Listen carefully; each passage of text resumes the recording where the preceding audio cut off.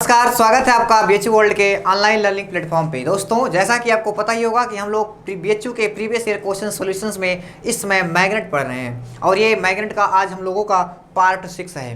That means part 5 तक हम लोग ऑलमोस्ट कवर कर चुके हैं और आई थिंक कि अगर आप लोग कंटिन्यूटी बनाकर देख रहे होंगे, जो वीडियो को अभी फर्स्ट टाइम देख रहे हैं उनके लिए हमारा ये सजेशन है कि बीएचयू वर्ल्ड के प्लेलिस्ट में जाके सबसे पहले उन सारी वीडियोज़ को देख लीजिए।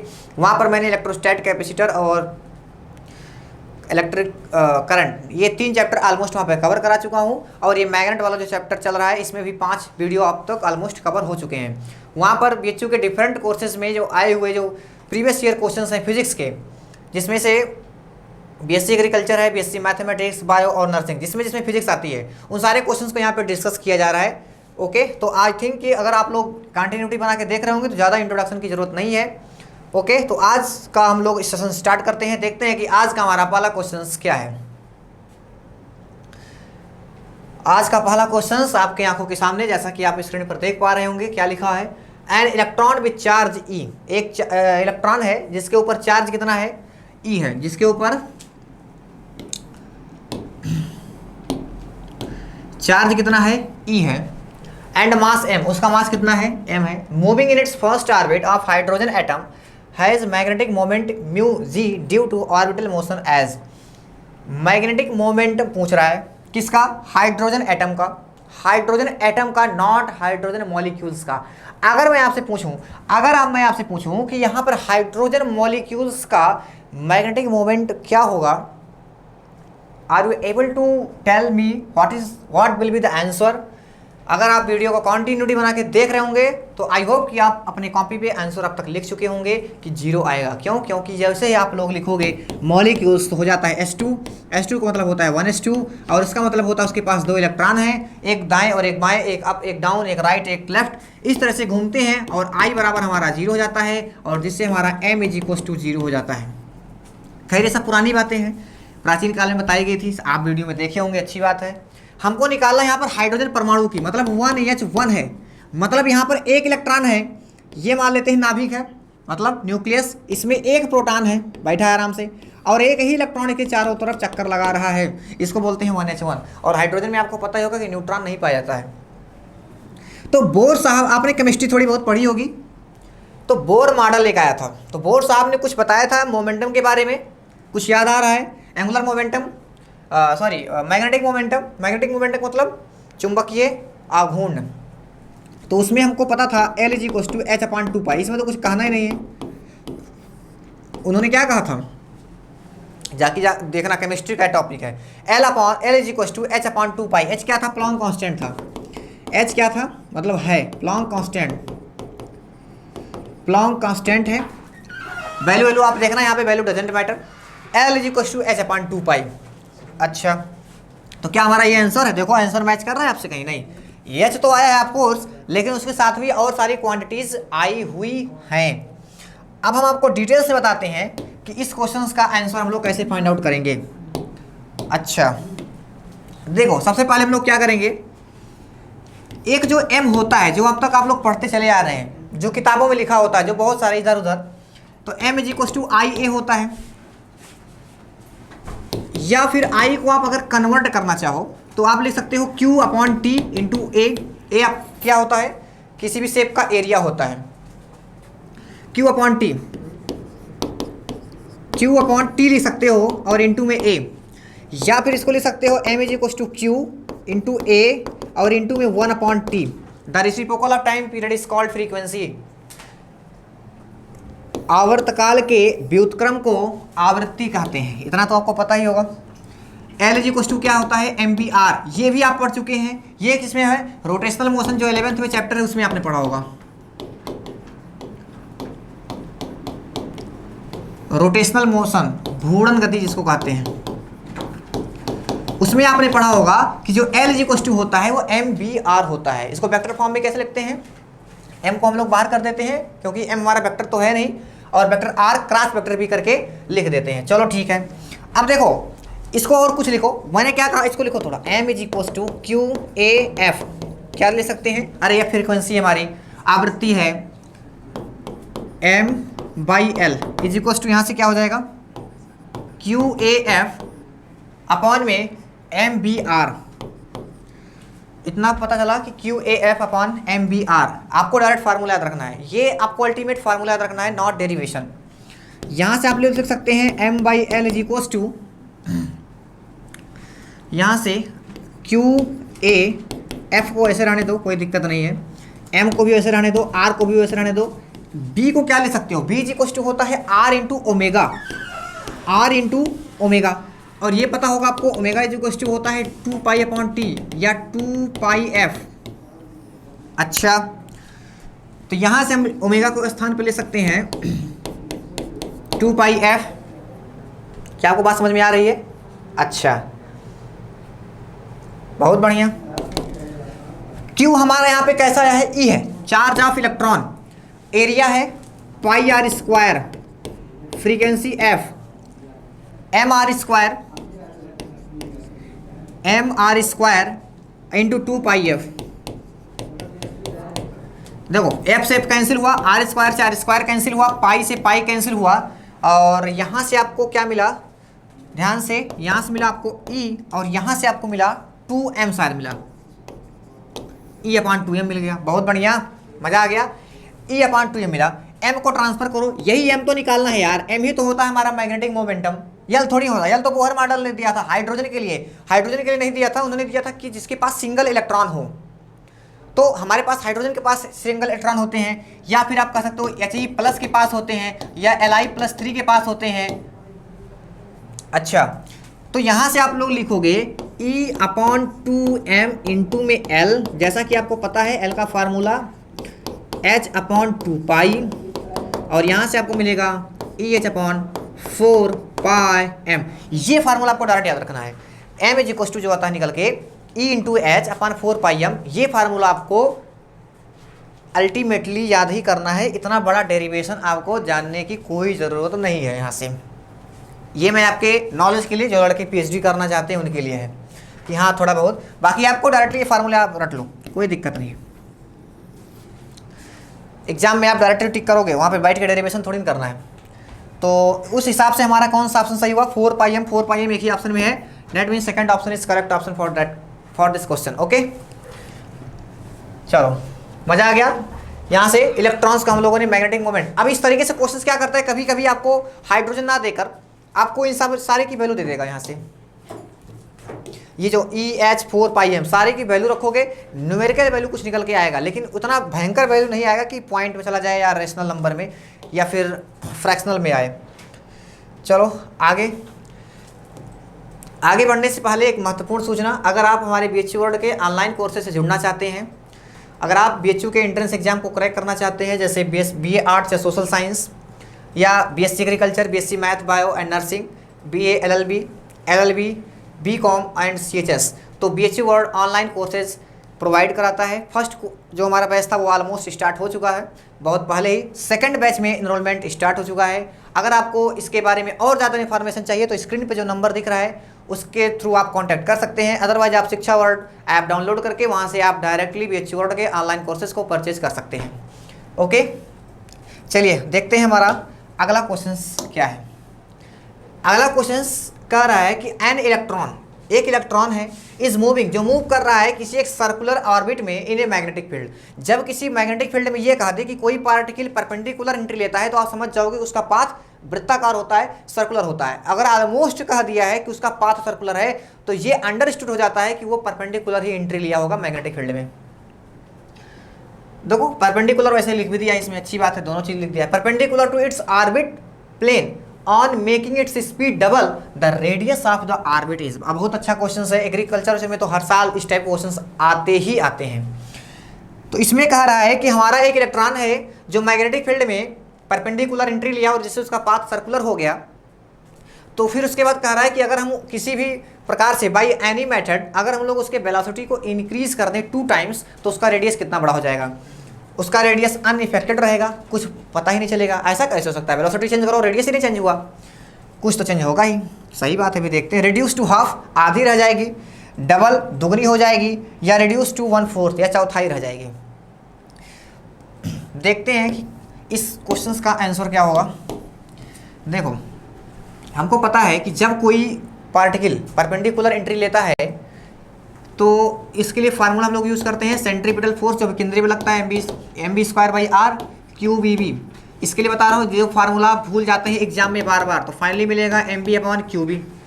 ये भी सही है, mv/qb।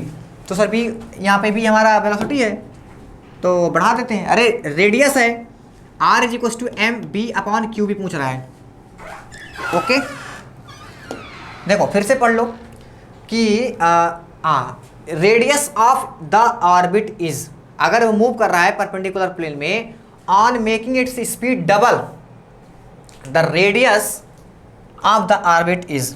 अब देखो यहाँ पे आपको क्या दिख रहा है, क्या उसका मास चेंज होगा? नहीं। क्या उसका चार्ज चेंज होगा? नहीं। क्या उसका बी चेंज होगा? नहीं। तो रेडियस डायरेक्टली प्रोपोर्शनल हो गया बी के, r1/r2 हो गया।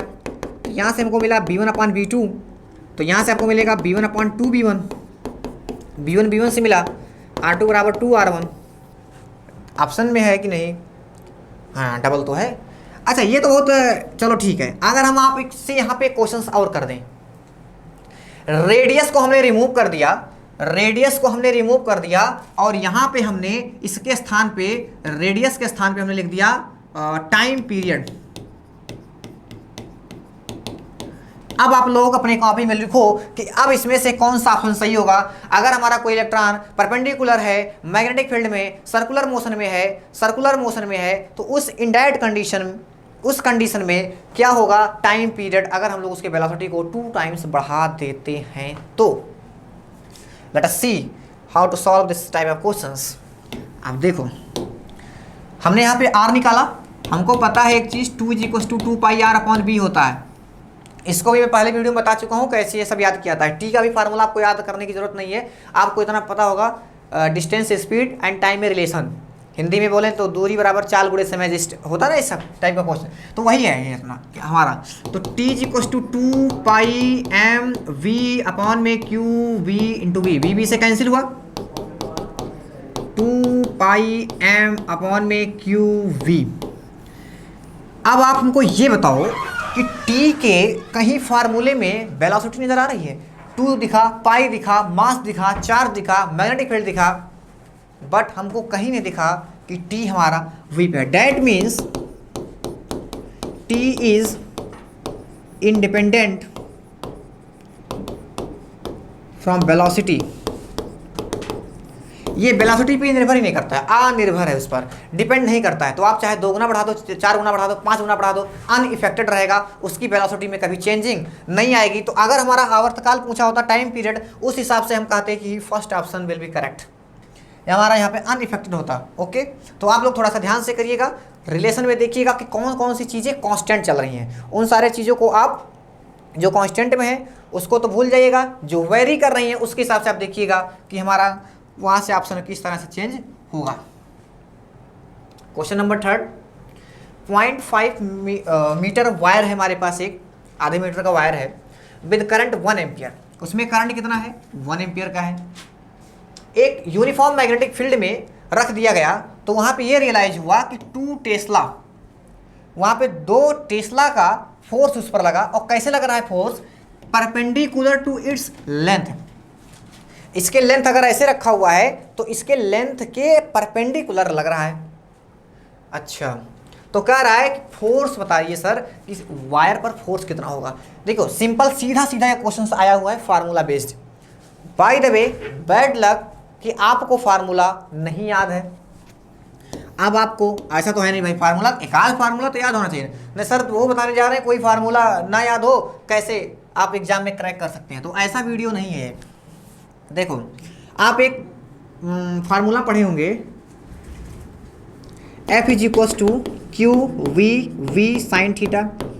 ये तो आप फार्मूला जरूर पढ़े होंगे, ये तो फार्मूला आप पढ़ ही लिए होंगे अब तक, इतना ज़्यादा। F = QV sin θ। इसको वेक्टर फॉर्म में अगर चेंज करो तो क्या हो जाता है? वेक्टर फॉर्म में डायरेक्टली पूछ लेता है एग्रीकल्चर में यहाँ से। खैर इसमें वेक्टर फॉर्म से मतलब नहीं है। F = QV sin θ परपेंडिकुलर है, you can write F = QVB। यहीं से इसका फार्मूला निकल जाएगा। लेकिन यहाँ पे तो चार्ज दे नहीं रखा है, चार्ज को हम लोग कन्वर्ट कर देते हैं दूसरे टर्म्स में। क्यू जी क्वेश्चन क्या लिखते हैं हम लोग, आई अपॉन टी इंटू वी और इंटू में वी। यहाँ से एफ इज इक्वल टू क्या ले सकते हो, I into V upon T into में वी। बहुत अच्छा, F is equal to I. अब देखो भाई साहब, यहाँ पे ऊपर क्या लिखा हुआ है, स्पीड, वेलोसिटी, यहाँ पे टाइम। क्वेश्चन नहीं पढ़े, ये आपने नहीं पढ़ा क्या, दूरी बराबर चाल उड़े समय, ऐसा होता है ना। सॉरी, ये होता है ये डिस्टेंस का फार्मूला है, distance is equal to speed upon time होता है, तभी तो आप लिखते हो चाल बराबर दूरी गुणे समय। तो इस हिसाब से हम लोग लिख सकते हैं इसको L और इंटू में B। अरे जी, ये B अपॉन टी, ये L तुम्हारा वायर का लेंथ है, मैं इसलिए बता रहा हूँ, नहीं समझ में आ रहा डायरेक्टली ये फार्मूला आप यहाँ पे यूज करना। F is equal to I B L, ये हमारा तब फार्मूला निकल के आया है जब परपेंडिकुलर है, अदरवाइज वेक्टर फॉर्म में लिखोगे तो आपको मिलेगा आई वेक्टर एल क्रॉस में वेक्टर बी। खैर, फार्मूला में रखो आंसर पाओ, फार्मूला में रखो आंसर पाओ। आई हमारा 1 एम्पियर है, तो F is equal to 1 into B हमारा कितना है, 2 टेस्ला है। ध्यान रखिएगा, कभी कभी यूनिट में भी आपको फंसा सकता है, गॉस दे देगा और आपको दिखाई पड़ रहा है कि सब एसआई में है, तो आपको वहाँ से चेंज करना पड़ेगा।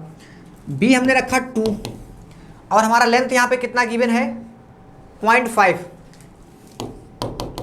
डेट मीन्स एफ हमारा कितना आया निकल के, 1 न्यूटन का फोर्स उस पर लग रहा है, उस वायर पर 1 न्यूटन का फोर्स अप्लाई हो रहा है। That means first option is correct. तो यहाँ से इस फार्मूले के हेल्प से हम लोगों ने इस फार्मूले को कैसे डिराइव किया, देखिए आप यहाँ से डायरेक्टली याद कर सकते हैं कि जो हमारा अगर किसी एल लेंथ के वायर पर जिसमें हमको चार्ज ना गिवन हो, आप सुनो, ये दोनों फोर्स की फार्मूले हैं, F is equal to Q V sine theta या F is equal to I L B, ठीक है ना। अच्छा, तो दोनों में डिफरेंस क्या है, यहाँ पे आप चार्ज देख पा रहे हो कि चार्ज भी है यूज, यहाँ पे चार्ज यूज नहीं हुआ है, तो बस सिंपली आप याद कर सकते हो, कुछ दिक्कत नहीं है कि जब लेंथ तब ये, अगर लेंथ नहीं तो फिर ये। Okay, understand. चलो, ये हमारा दोनों सेम थिंग है, दोनों फोर्स लगा रहे हैं, but there are a little bit difference between. अब देखो यहाँ पे बस क्या है कि अगर हमको चार्ज रहेगा तो हम ये लगा देंगे। अब यहाँ पे लिख देता कि एक 5 कूलाम का चार्ज है, तब आप इसको लगा लेते। भाई ऐसा हमको चार्ज ना देकर लेंथ दे दिया तो हम इसको यूज़ करेंगे। हमें आपको इतना बताने की कोशिश किए हैं कि अगर आपको ये फार्मूला एग्जाम में भूल जाइए तो ये फार्मूला आपको जो भाई ये तो आपको याद करना ही पड़ेगा। ऐसा वीडियो नहीं बना रहा हूँ कि जो है बिना फार्मूले के इंट्रेंस एग्जाम कैसे क्वालिफाई करें, ये सब वीडियो नहीं, वो सब कुछ नहीं होता है। एक फार्मूला आपको याद, इस फार्मूले से आप यहाँ तक पहुँच सकते हैं बस। ओके, तो आप इस तरीके से दे सकते हैं कि कैसा, बस आप मत करिए, इसको भूल जाइए, डायरेक्टली आप इसको याद रखिए और एक इसको याद रखिए। आई होप आई थिंक कि आपको ये अच्छे समझ में आया होगा। और सबसे पहले क्वेश्चंस को देखने से पहले, मतलब जब देखिए स्क्रीन पर, तो वीडियो को पॉज करके उसको लगाने का प्रयास करिए, क्योंकि आपका बोर्ड जो आपका एग्जाम है वो काफ़ी नज़दीक आ चुका है। ओके, तो अब कितना दिन हमेशा थ्योरी थोड़ी पढ़ा जाता है, प्रैक्टिस भी थोड़ा सा करना जरूरी है। भले से गलत हो रहा है सही हो रहा है, डजेंट मैटर, कौन देख पा रहा है, तुम ही तो देख रहे हो केवल, और तो कोई देख नहीं रहा है। तो अपनी गलतियों का तुमको एहसास होगा कि अच्छा अभी हमने कितना पढ़ा है, बहुत कम पढ़ा है, नहीं ठीक लेवल का पढ़ लिया, नहीं बीच में अभी मैं हूँ। तो बीच वाला मत रहना, या तो बिल्कुल मत पढ़ना और या तो सबसे हाई लेवल वाला पढ़ लेना। मतलब हाई लेवल का मतलब जो आपको एग्जाम में आता हो, जो इस लेवल का क्वेश्चन है। तो मेरा सजेशन तो यही है कि आप लोग अच्छे से मेहनत करो, जिससे आप लोग बीएचयू के एंट्रेंस एग्जाम को क्वालिफाई कर सको। चलिए हम लोग मूव करते हैं अपने नेक्स्ट क्वेश्चन पे और देखते हैं हमारा नेक्स्ट क्वेश्चन क्या है। क्या लिखा है, molecules of a substance are like small tiny magnet. इसका तो यार आंसर बहुत छोटा सा है, मैं डायरेक्टली इसका आंसर बता रहा हूँ। देखो क्या है, किसी पदार्थ के अणु छोटे चुंबकों की तरह है, अणु नहीं है ये ड़ है, छोटे चुंबकों की तरह है। तो पदार्थ क्या है, वो पदार्थ हमारा फेरोमैग्नेटिक है। अब आप हमको ये बताओ, molecules of a substance are like small tiny magnet, मतलब हमने मान लेते हैं हमारा डिजिटल पेन है, ये मैग्नेट है, इसको हमने तोड़ दिया, 4-5 टुकड़ों में कर दिया। अब एक टुकड़ा अगर ये पैरामैग्नेटिक या डायमैग्नेटिक होता तो इसकी प्रॉपर्टीज में चेंजिंग आ जाती हैं। लेकिन आप अपने घरों में जो देखते हैं, जो चुंबक लेके आप घूमते हैं उधर, आपने बचपन में काफ़ी सारी जो है चुंबकों की कहानियाँ सुनी होंगी, लेकर घूमते टहलते, तो उस पर अगर आप उसको तोड़ दो, आप उसको कितना भी तोड़ दो, कितना भी तोड़ दो, कितना भी छोटे छोटे टुकड़े में बांट दो, तो क्या उसकी मैग्नेटिक प्रॉपर्टी खत्म हो जाएगी? नहीं। अगर 0.2 mm का भी 0.2 mm स्क्वायर एरिया का अगर बचा हुआ है तो भी उसमें वही प्रॉपर्टी होगी जो इतने बड़े वाले चुंबक में था। तो ऐसा उसी में होता है, बट अनुचुंबकीय प्रतिचुंबकीय पैरामैग्नेटिक डायमैग्नेटिक सब्सटेंस में ऐसा नहीं होता है। तो आप इसको ध्यान में रखिएगा। देखिए क्वेश्चन सेकंडों का था, आपको 3 देकर जाएगा या -4 लेकर जाएगा, जिस हिसाब से आप लोग का पेपर जिसमें एंट्रेंस एग्जाम में आप आने के लिए इच्छुक होंगे। तो इसलिए आप ध्यान से सब क्वेश्चन को देख के करिएगा। ओके, तो आंसर इसका होगा फेरोमैग्नेटिक। ये ऑप्शन तो गलत ही है, अचुंबकीय तो बिल्कुल गलत है भाई। जब वो मैग्नेट है तो अचुंबकीय कहाँ से आ गया? हमको निकालना कहाँ था? डाया पैरा से। ये देखो वी चुंबकीय लिखा है, मतलब प्रतिचुंबकीय यही है ना, प्रतिचुंबकीय। चलो आगे बढ़ते हैं और आगे देखते हैं कि हमारा अगला क्वेश्चन कौन सा है जो AIEEE 2008 में आया हुआ है। जैसा कि आपको पता ही होगा कि हम लोगों के जो सेशन चल रहे हैं, हम लोग का जो वीडियो होता है उसमें दो पार्टिकल पार्टिसिपेट करते हैं, एक BHU का होता है और एक IIT का होता है। तो सबसे पहले हम लोगों ने BHU वाला पढ़ा, अब हम लोग पढ़ेंगे AIEEE या IIT JEE मेंस के क्वेश्चंस को। तो ये 2008 में आया हुआ है क्वेश्चंस। क्या कह रहा है क्वेश्चंस? कह रहा है कि एक horizontal overhead power line is at a height of 4 metre from the ground and carries a current of 100 ampere from east to west. The magnetic field directly below it on the ground is. कुछ समझ में आया? एक wire है, ऐसे पड़ा हुआ है, आराम से मौज मस्ती कर रहा है। अब कुछ लोग नहीं हम ऐसे रखेंगे। तो पहले क्वेश्चन देख लो कि क्या कह रहा है। ये कह रहा है फ्रॉम ईस्ट टू वेस्ट, तो ये तो नॉर्थ साउथ, साउथ नॉर्थ आप, तो इसलिए आप इस पोजीशन को डिस्कार्ड कर सकते हैं। करना क्या कर सकते हैं? नहीं, करना ही पड़ेगा आपको।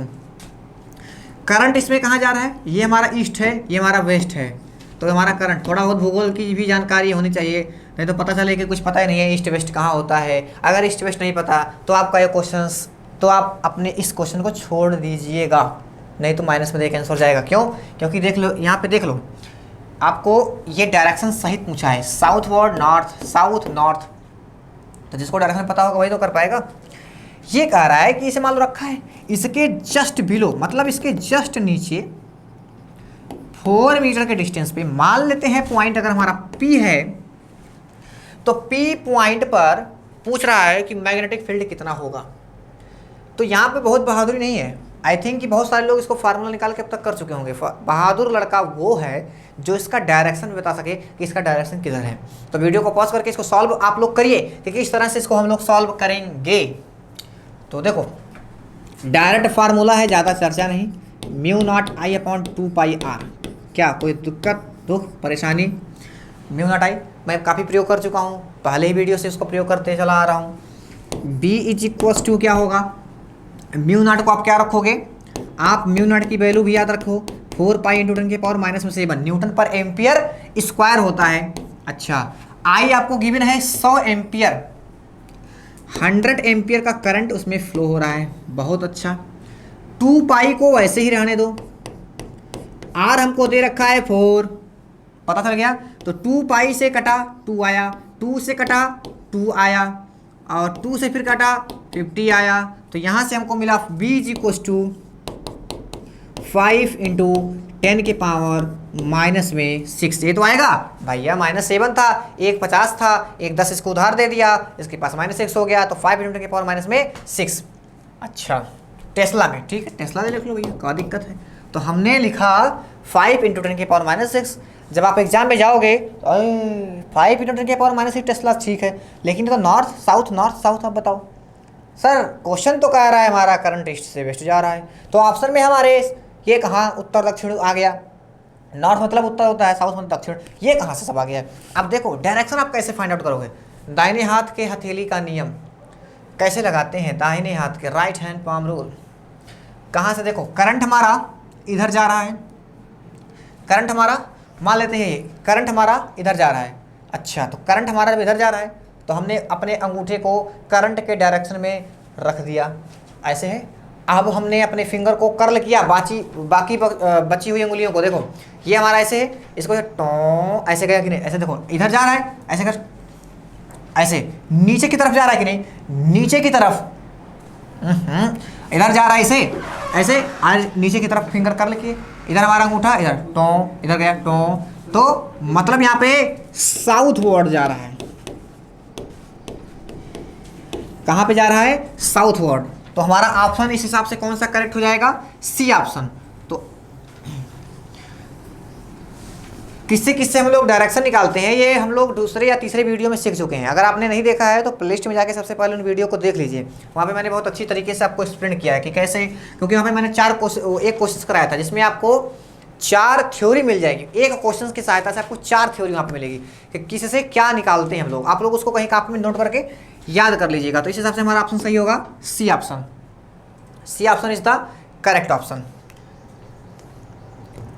चलिए देखते हैं हमारा अगला क्वेश्चन क्या है। अगला क्वेश्चन कह रहा है कि एक हमारे पास एक वायर है, तार है, उसके पास में कुछ करंट फ्लो हो रहा है, आराम से स्टेडी करंट है, मतलब घटने बढ़ने वाला नहीं है, आराम से स्टेडी है। अच्छा, it is bent into a circle of 1 turn. उसको हम लोग क्या करते हैं, वायर हमारा पड़ा हुआ था, हमने वायर को मोड़ दिया 1 टर्न, मतलब एक चक्कर से एक गोला टाइप का बना दिया उसको। अच्छा, उसके बाद फिर हमने क्या किया कि magnetic field at the centre of the coil is B, और उस जो हमने लपेटा सिंगल वाले को उसके सेंटर पे हमने देखा, केंद्र पर, उस कॉइल के केंद्र पर देखा, लूप के केंद्र पर, तो बी चुंबकीय क्षेत्र था। अच्छा, इट इज देन, उसके बाद हम लोगों ने क्या किया, इसको मोड़ दिया। कैसे मोड़ा, circular loop of N turns, उसको एकदम घुमा फिरा के हमने उसको एन टर्न्स कर दिया। एन चक्करों की संख्या कितनी हो गई उसमें, एन हो गया। अब पूछ रहा है दोनों में रिलेशंस क्या है, मतलब the magnetic field at the centre of the coil will be, तब कितना होगा, अगर पहले बी था तो अब कितना होगा। अच्छा, जैसा कि मैं आपको बता चुका हूं कि अगर ये हमारा कॉइल है, इसके सेंटर पे हमारा कितना होता है, म्यू नॉट आई अपॉन में 2r। वीडियो को कंटिन्यूटी बना के देखेंगे तो शायद आपको, शायद नहीं, आई एम कन्फर्म कि आपको अच्छी तरीके से सारे फार्मूले याद हो जाएंगे लिख के ही, सुनते ही। यहाँ पे x बराबर 0 रखोगे, सेंटर पे आपको फार्मूला मिल जाएगा। तो हमने रखा b is equal to mu not I upon में 2 r है। भाई पहले वाले क्यों निकाल रहा हूँ, जब सिंगल टर्न उसको किया गया, पहला चक्कर में मोड़ा गया था। एक बात बताओ, हमने अगर मान लें let the length of wire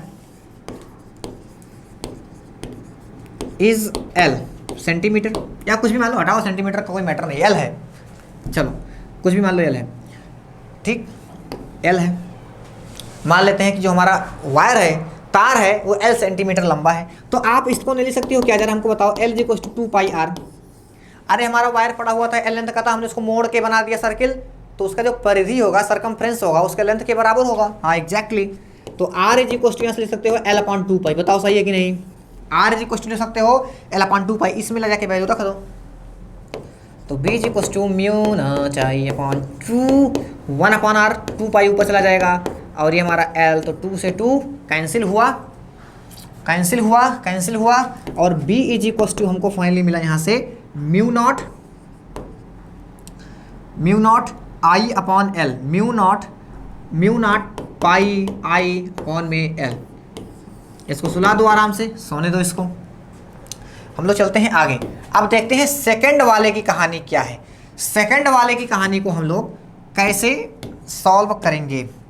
तो देखो, अब हम लोग बी का फार्मूला यूज करेंगे, mu not an I upon में 2r डैश। भड़क गए कुछ लोग, भड़क गए तुरंत, अरे एन हो गया है। सबसे पहले चक्रों की संख्या, मेन जो हम लोग फार्मूला लिखते हैं भाई साहब, यहाँ पे इसमें एन आता है, इसमें क्या आता है, एन आता है। जब चक्रों की संख्या 1 थी तो हमने कहा दिया यार कि हम n बराबर 1 रख दिए हैं, लेकिन अब यहाँ पे n हो गया है। अब मान लेते हैं l डैश था, लंबाई l डैश, सॉरी l ही था, मानो चलो l ही मान लेते हैं। भाई लंबाई तो चली है ना, कि लंबाई खींच के बढ़ा दोगे, ऐसा कुछ नहीं कर रहा है। लंबाई l n into 2πr dash हो जाएगा। बताओ, n जो मोड़ा गया उसको, वो n जो मोड़ा गया वो, और r डैश एक नई त्रिज्या बन के तैयार हो जाएगी, रेडियस। तो यहां से आप लोग लिख सकते हैं l अपॉन 2πn। इस वैल्यू को पुट करें यहां पर, तो v is equal to mu not n I upon में 2 और 1 अपॉन r डैश पलट जाएगा, तो 2πn अपॉन में l, 2 से कैंसिल हुआ। v इज इक्वल टू यहाँ से मिला mu not I pi upon में l इंटू में n स्क्वायर, या सॉरी ये b डैश, इसको मान के चलो ये b डैश है हमारा, ये b डैश है, तो b dash is equal to क्या हो जाएगा, n स्क्वायर, और ये b, ये तो पूरा b है ना, जाके पीछे देखो, तो b डैश हमारा ये, तो b dash is equal to क्या आया, n square b, to see this option we can say second option. देखो मज़ेदार लगा, समझ में आया, फील आ गया क्वेश्चंस का, किस तरह से इस टाइप क्वेश्चंस को अप्रोच करेंगे। तो आई होप कि आपको आज का सेशन काफ़ी अच्छा लगा होगा, क्योंकि मैंने इसमें काफ़ी महत्वपूर्ण, बहुत ही सिग्निफिकेंट क्वेश्चंस को डिस्कस किया है। ओके, तो इसको आप लोग फिर से अपना देखिएगा। फिर से बार बार देखने से क्या होगा कि आपको फार्मूले एकदम जबान पे रट जाएंगे, क्योंकि फार्मूले ही आपका स्ट्रॉन्ग बनाएंगे आपको। क्योंकि थ्योरी तो ठीक है, थ्योरी पढ़ लेने से, मान ली थ्योरी भी पढ़ लिए, अच्छा फार्मूला भी वैसे आपने याद किया होगा 12th में, लेकिन उसको इम्प्लाई कैसे करेंगे, उसको कहाँ पे हम लोग कैसे ले जाके सेट करेंगे कि हमारा आंसर आ जाए, वो आपको इस लेक्चर से ही पता चल पाएगा। तो आप और जगह से प्रैक्टिस करिए बढ़िया से। उसके बाद यहाँ से आप क्वेश्चंस का वैराइटीज़ यहाँ पे दिया गया, डिफरेंट वैराइटीज़ पे हैं सब लोग। ओके, तो अब हम लोग मिलेंगे नए वीडियो में, नए कॉन्सेप्ट, नए फार्मूले, नए ट्रिक के साथ। तब तक आप लोग हंसते रहिए, मुस्कुराते रहिए, पढ़ते रहिए। बहुत बहुत धन्यवाद, थैंक यू।